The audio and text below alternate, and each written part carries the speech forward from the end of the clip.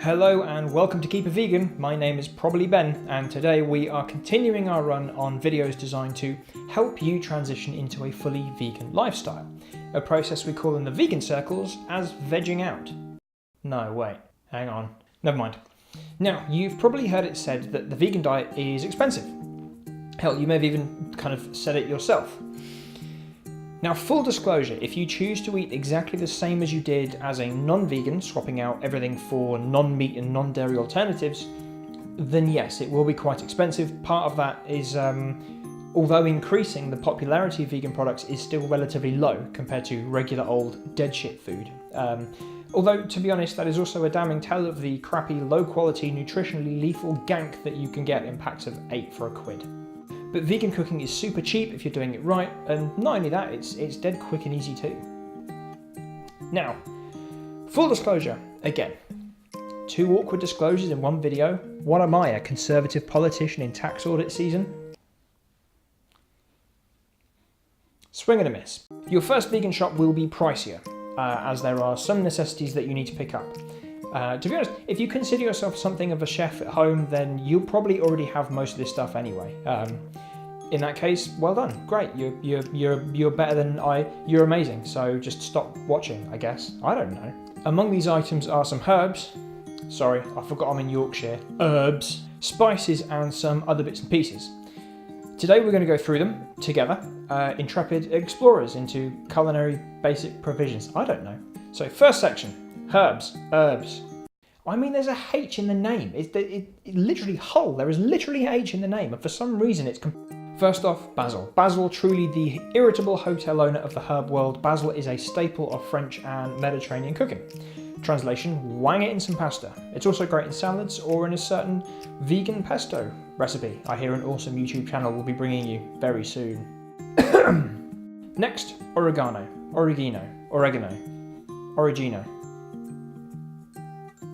Is another Mediterranean favourite. Perfect on your heartier pasta dishes and perfect on pizza. Vegan pizza? Surely not. Well, surely yes, and that's another one coming soon, so keep your eyes open. Lastly, coriander.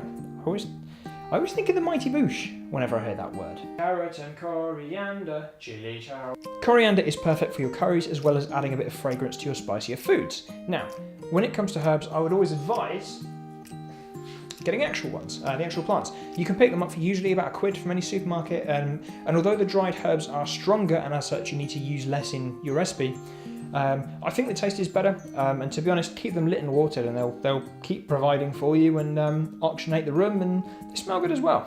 I actually don't often use mint in cooking, but I've usually got a plant kicking about anyway, because it smells great. Leave your comments. I know that was basil. There's a mint plant right there, okay? Don't correct me. I know my basil and my mint. Just calm down. First spice, cayenne pepper. Whenever you need to add a bit of kick, throw in some cayenne. It tastes great, aids weight loss while you remain kind of not so completely immune to its kick. And to be honest, when you have it in, you'll end up finding more things to add it to. You wouldn't normally have thought of, like chips, hummus, porridge. That last one was a bit of a lie, by the way. In fact, click on the subscribe button down below. If we get to 100 subscribers, I will eat a bowl of porridge and cayenne pepper. A lot of cayenne pepper. Why do I keep doing this to myself? Next spice, cumin. I was torn between doing a come in joke or a are we cumin or are we dancers kind of song. I took the high road. It's cold up here. Cumin is another key component to your basic curries and Mexican food, as well as an integral part of the chili recipe from last week's Food Friday. Link in the description. Finally, garlic. Needs no introduction, but super important to a whole host of flavours and recipes and can be either fresh or ground. Again, I'd recommend fresh. Next up, seeds. Chia seeds are awesome. They're great sprinkled onto salads or porridge, and you can mix them with a little water to make a perfect egg replacement for cooking and baking. Chia seeds are chock full of fibre, omega-3 and protein, as well as kind of essential nutrients like calcium, phosphorus and manganese. Another essential for your kitchen is flax. I think it was Dr. Michael Greger who said that you should eat flax meal, not flax seeds, because the shells on flax seeds are sturdy little bastards and you'll only poop them out complete undigested. Flax is great because, like chia, it's full of fibre and omega-3, but it's also been associated with fighting breast cancer, colon cancer and prostate cancer, as well as being anti-angiogenic and fighting the effects of radiation damage as well. So I guess if that's a big thing for you, then great. Finally, pumpkin seeds. Although coming from one of the most disgusting foods in the natural world, pumpkins, by the way, are packed with protein, magnesium and iron, good for bone health and good for your heart.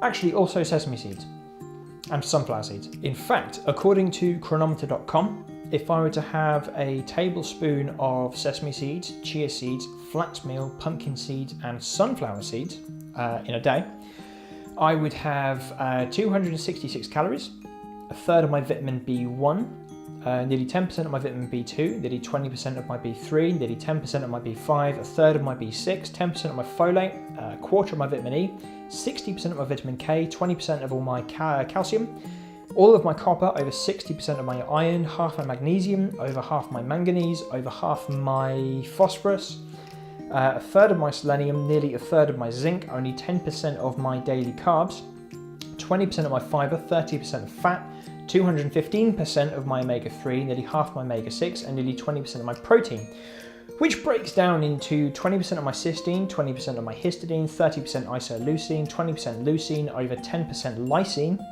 nearly a third of my methionine, 38% of my phenylalanine, 20% threonine, over 40% tryptophan, 20% tyrosine, and 26% of my daily valine target, all in 5 tablespoons of seeds, which can easily be added to porridge, salads, smoothies, whatever you want really.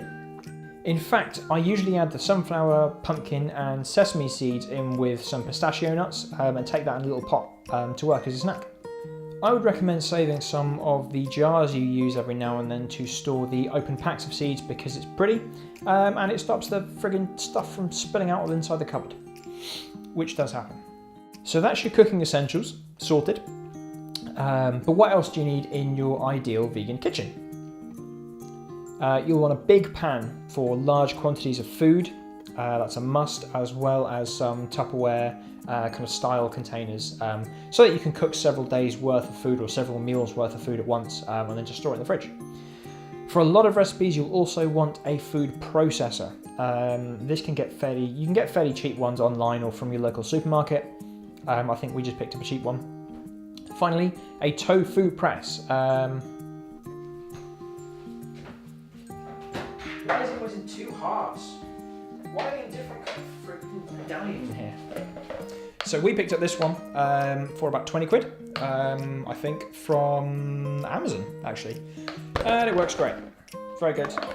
Tofu in there, and then crush it. Makes lots of noise, it's great.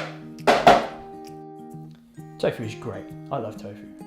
I think that's it.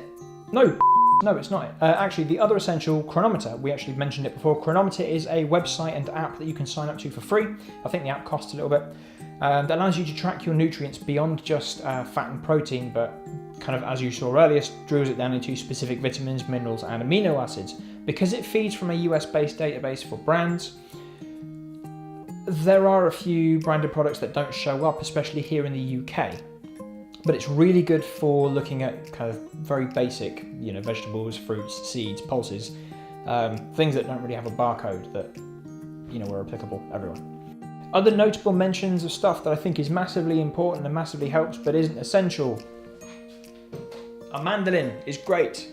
Fantastic instrument for cooking, for cutting even through fruit and veg and fingers very quickly. I've lost track of the number of times I've been cut on this. I'm not joking, they are really, really sharp. They are very, very sharp, very sharp. I'm really not even exaggerating either. The humble Spiralizer, which is somewhere in here, is a great one for making things like homemade fries and spaghetti or noodles out of anything. My personal favourite is courgette spaghetti. Courgette. I also massively recommend these. Think I'll be a bit more prepared. These Oxo Food Saver, Green Saver things. We picked these up at Lakeland. Basically just containers, but they've got a little ethylene trap at the top. It's a little pouch that you put in the top, and basically it absorbs chemical given off by food as it goes mouldy and actually prevents food from going off. I actually did a test between some peppers in the fridge and some peppers in here, and the ones in here lasted about 2 weeks longer, so not essential, but a pretty cool bit of kit. I need to get some more of those actually. It might seem like a lot of money to spend up front, but actually if you focus on getting those herbs and spices and some of the seeds, you'll instantly find that your cooking ability jumps up a level. Cooking from scratch is easy, it's delicious, and it cuts out on a lot of the crap they put in the sauces and dressings, like sugar, lots and lots of sugar. And it feels good as well, being able to kind of go, look, I cooked this completely from scratch. Things like curry sauces, pasta sauces, satay sauce. We've got a really good satay recipe coming up soon. It feels good. It feels good. So, Food Friday this week is vegan green pesto. It's delicious. Uses a few of the things that we've spoken about today. So check that out on Friday, obviously. Don't forget to subscribe to Keep a Vegan to keep up to date with all the videos. And I promise, if we do 100 subscribers, I will absolutely eat a lot of cayenne pepper and porridge on here in front of all of you. And you should also check out the Patreon for more videos, bloopers and other such nonsense. I fuck up an extraordinary amount, so go check it out there.